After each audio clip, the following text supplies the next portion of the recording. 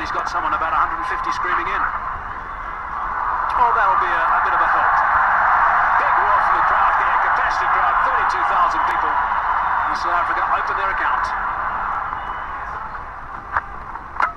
Chopped it on. Lost a wicket early. Nate Bracken did the business in Durban, and he started by getting Dippenaar today. Bit of fortune to go with it there. Inside edge, Dippenaar looking to get it down to third man. It's a fairly foolish delivery. He'll count himself very unlucky on this sort of pitch to get out in that fashion. Fortunately, the hero out of the Durban innings, he has to leave. But Dippenaar gone for one. South Africa now 3 for 1. Herschel Gibbs has arrived, taking guard.